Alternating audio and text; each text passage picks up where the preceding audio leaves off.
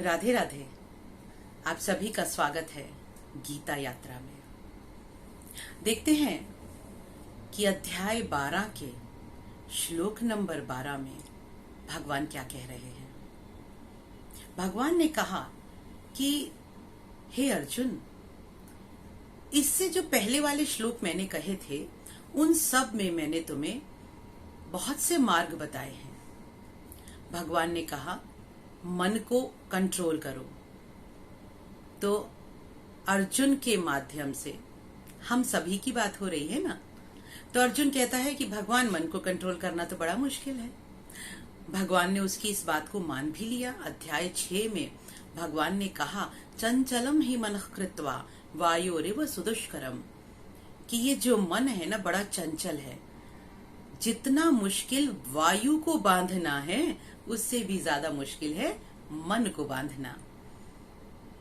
तो अब क्या करें। फिर भगवान ने कहा कि देखो मन जो है ना वो एक नाव की तरह है, और नाव कहाँ जाती है? जहां लहरें ले जाती हैं, और लहरें हवा की दिशा से चलती हैं। तो भगवान ने कहा कि देखो अर्जुन, ये जो इंद्रियां हैं ना, ये इंद्रियां वो हवा हैं जो लहरों को अपने अनुसार चला देती हैं। तो फिर तुम इंद्रियों पर कंट्रोल कर लो। इंद्रियों पे कंट्रोल हो जाएगा, यानी कि समझ के रहो कि क्या देखना है, कब देखना है, कितना देखना है, कैसे देखना है, क्या सुनना है, कब सुनना है, कितना सुनना है, कैसे सुनना है। तो इस तरह से अपनी इंद्रियों पर कंट्रोल करो। अर्जुन बोला भगवान ये भी बड़ा मुश्किल है, इंद्रियां तो मेरे वश में ही नहीं है, मैं क्या करूं। इतना भौतिकतापूर्ण जीवन है, इतनी सुंदर सृष्टि आपने बनाई है, तो मेरी इंद्रियां तो ये सारी भौतिक सुंदरता में ही लगी रहती हैं।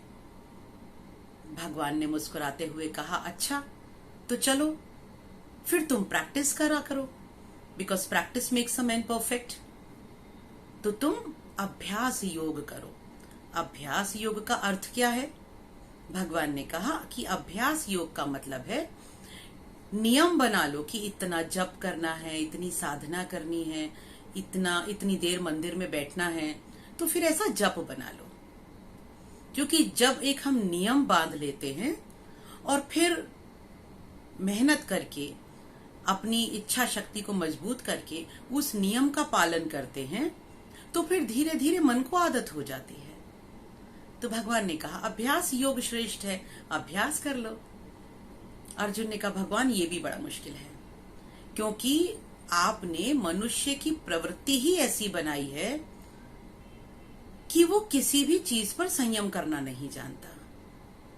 तो भगवान क्या करें हम? सबसे अच्छी चीज बता दो। ये हम सब की आदत होती है ना, हम चाहते हैं बस हम एक ही शब्द में आंसर मिल जाए, सबसे अच्छा क्या है वो पता चल जाए और आसान मार्ग पता चल जाए। तो भगवान फिर हंसे।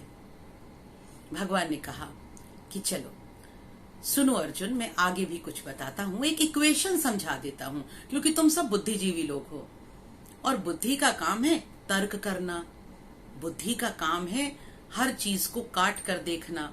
तो चलो मैं तुम्हें एक इक्वेशन के रूप में समझा देता हूं। तो कहते हैं भगवान, श्रेयो हि ज्ञानमभ्यासात्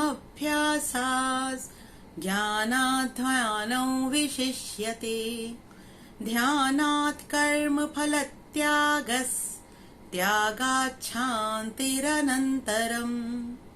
हे अर्जुन, श्रेयो हि ज्ञानमभ्यासात्, अभ्यास से श्रेष्ठ है ज्ञान। अभ्यास मतलब प्रैक्टिस नहीं कर पा रहे हो ना, जप साधना नहीं कर पा रहे हो, तुमसे नाम नहीं लिया जाता, भजन कीर्तन सुमरन नहीं होता, तपस्या नहीं होती। तो फिर सुनो, अभ्यास इससे श्रेष्ठ है कि तुम ज्ञान ले लो। ज्ञान कौन सा? शास्त्रों का ज्ञान कर लो।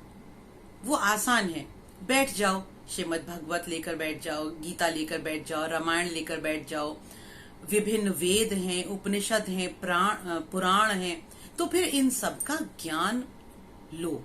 बुद्धिजीवी हो ना, तो ठीक है, प्रैक्टिस मत करो, इससे श्रेष्ठ है कि शास्त्रों का ज्ञान ले लो। लेकिन अगर तुमसे ज्ञान भी नहीं लिया जाता तो फिर ज्ञानाध्यानौ विशिष्यते, ज्ञान से भी श्रेष्ठ है ध्यान करना। अभी ध्यान कैसे करना है? वो वाला ध्यान नहीं कि बैठ गए और हाथों पैरों को टेढ़ा मेढ़ा कर दिया, तेज म्यूजिक चला लिया और कह रहे हैं कि हम ध्यान कर रहे हैं। वो वाला ध्यान नहीं। भगवान ने कहा अगर शास्त्रों का ज्ञान नहीं लेना चाहते हो, तुम्हें वो मुश्किल लगता है, तो फिर इससे श्रेष्ठ जो है वो है ध्यान करना। ध्यान का अर्थ है बिल्कुल ब्रह्म मुहूर्त की बेला में बैठो, शांत स्थान पर बैठो और अपने प्राणों पर ध्यान रखो, क्योंकि इस जीवन का जो आधार है, इस शरीर को चलाने का जो आधार है वो प्राण है, और ये प्राण ही इस संपूर्ण शरीर में ऊर्जा का संचालन करते हैं। तो जब तुम इन पर ध्यान करोगे, इनके आवागमन को महसूस करोगे, तो धीरे धीरे तुम्हें उस परम पिता परमात्मा के साथ एकात्म भाव स्थापित होने लगेगा। तुम्हें समझ आने लगेगा कि तुम क्या हो, किसके अंश हो। तो फिर तुम ध्यान करो। और अगर तुमसे ध्यान भी नहीं होता, क्योंकि हम कह देंगे ना क्या करें भगवान, हम तो एक्शन ओरिएंटेड मैन हैं, हमें तो सुबह से लेकर रात तक इतने काम होते हैं, इतने काम होते हैं कि मानो संपूर्ण सृष्टि का जो बोझा है वो तो हमने ही उठा रखा है, हमारे पास तो समय ही नहीं है ध्यान करने का। होता है ना ऐसा, इतने काम है हमारे पास, because all of us are action oriented man, कर्म करना है। तो क्या करें भगवान, हमारे पास समय नहीं है। तो भगवान ने फिर आगे समझाया कि ओके, तो फिर तुम करो ध्यानात् कर्म फल त्यागस।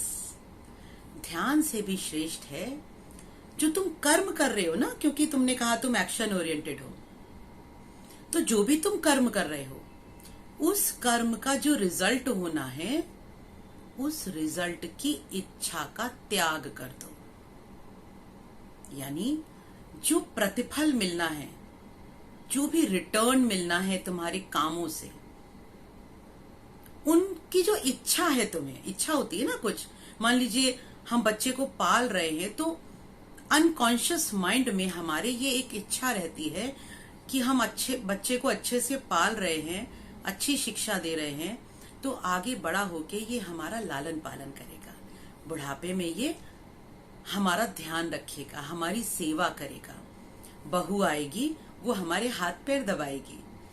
अनकॉन्शियस माइंड में हम अपने प्रत्येक कर्म की एक इच्छा लेकर चलते हैं, उसके फल की इच्छा, ये होगा।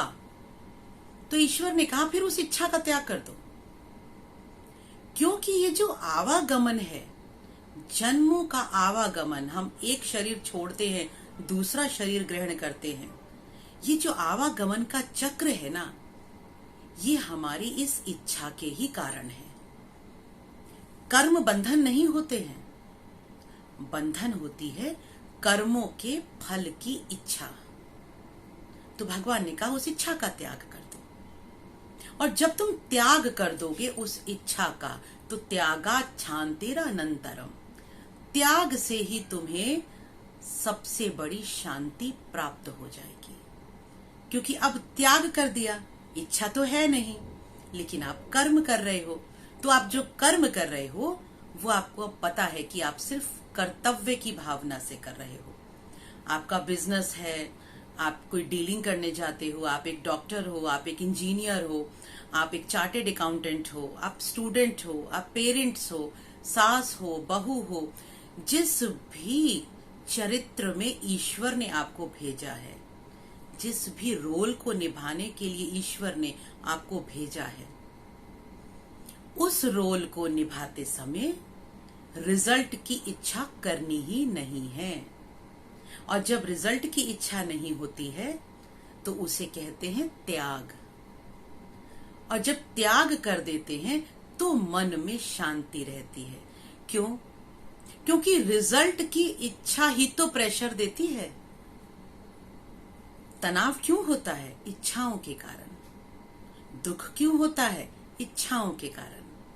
परेशानी आती है इच्छाओं के कारण। तो जब इस इच्छा का हम त्याग कर देंगे तो फिर मनुष्य को शांति प्राप्त हो जाती है। तो इस श्लोक के माध्यम से ईश्वर ने हम सभी को स्पष्ट कहा है कि हमें त्याग करना है। अगले वीडियो में फिर मिलेंगे। राधे राधे।